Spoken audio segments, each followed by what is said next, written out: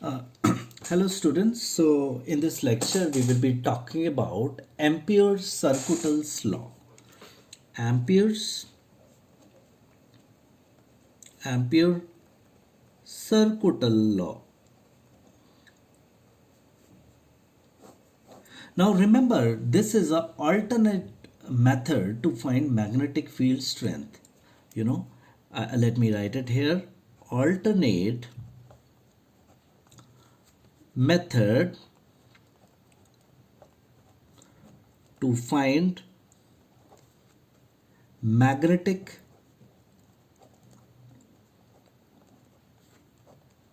field strength.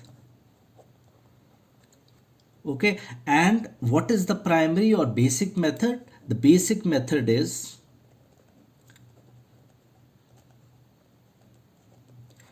Biot-Savart's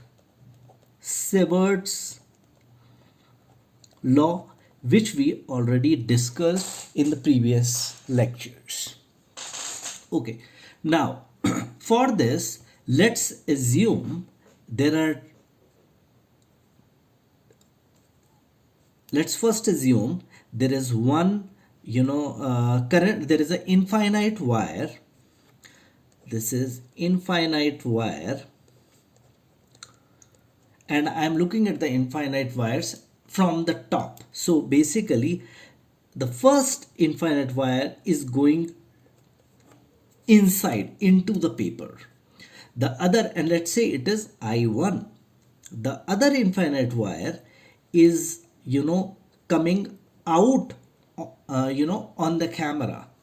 So let's say this is I2, and we have to find the magnetic field at a point P, which is a bit distance from I1 and I2.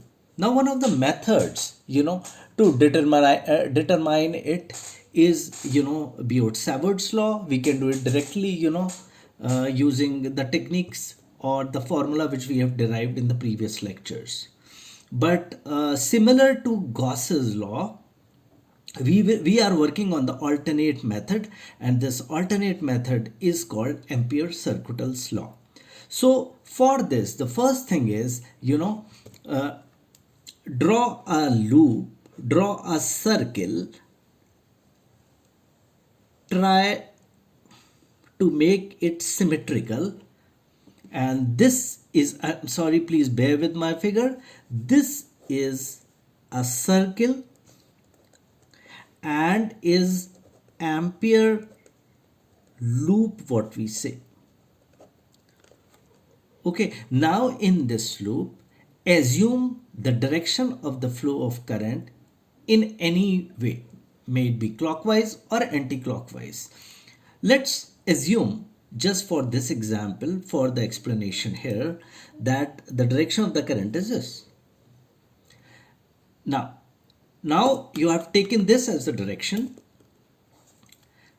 Now the problem is whether to consider I1 as positive or negative, I2 as positive or negative. A simple way to do is pick up your right hand, put your thumb,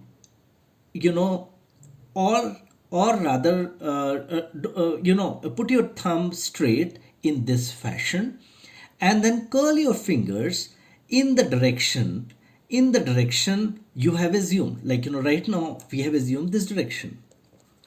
So if I curl my fingers like this, then of course my thumb, goes downwards. So the direction of thumb here is downward. So we will consider the direction of the thumb as positive. So downward is positive. So X, as you know, is downward. So this is positive, and the opposite to it is negative. I hope it is understandable, right? Okay. Now, one more thing here is this circle is of length, right? However, if you talk in Gauss's law, it is a sphere. So if I talk about Gauss's law, in Gauss's law,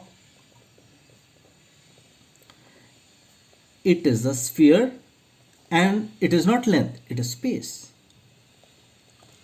Okay, so it's very important to note down this because you know what's the difference between Gauss's law and Ampere's circuital law. Because even though both are alternative ways, you know, but still, just to highlight it. Okay, now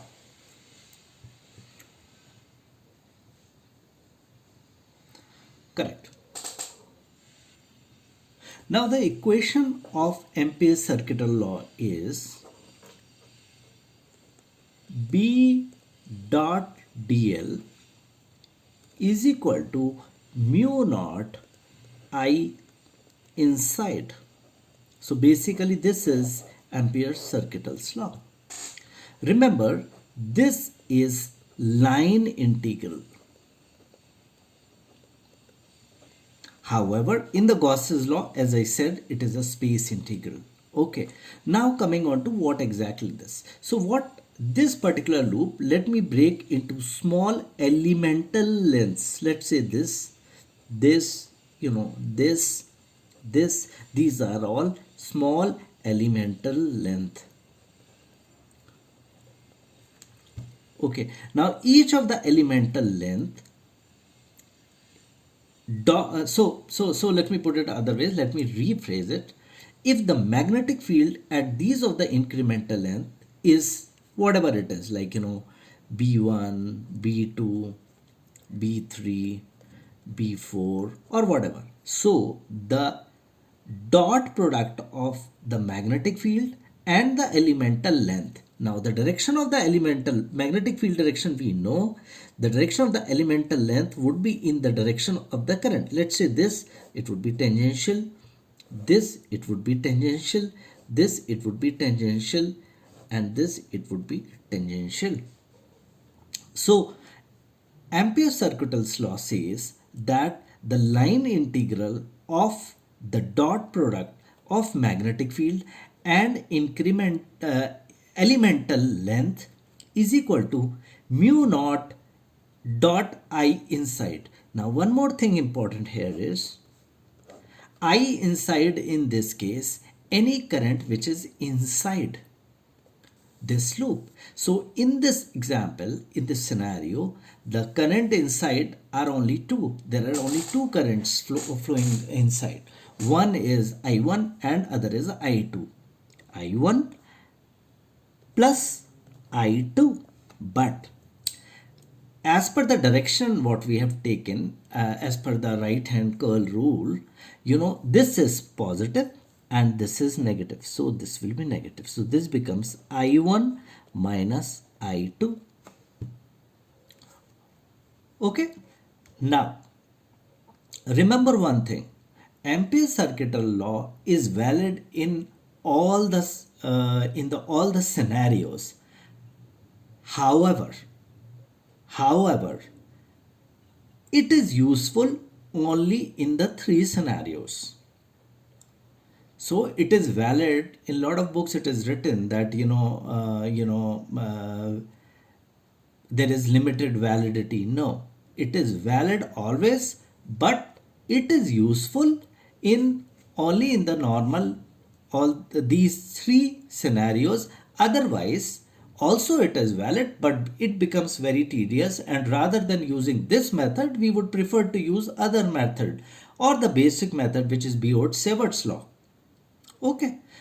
So now let me write the three scenarios I am talking about. First,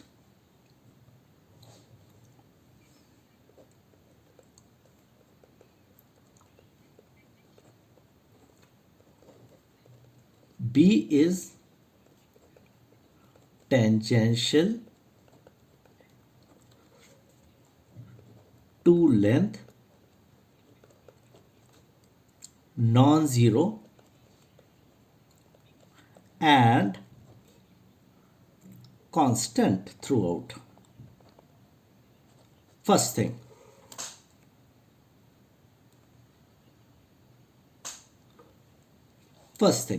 Second scenario.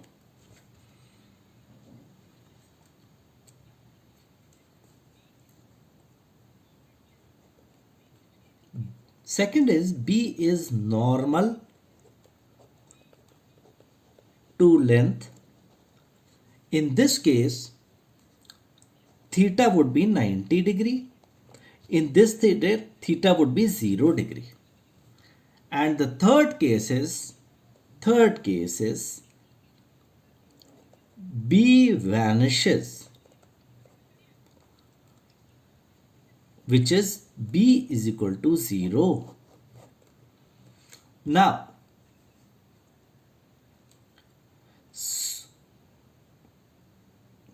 so these are the three cases which makes it more useful. Okay, very good.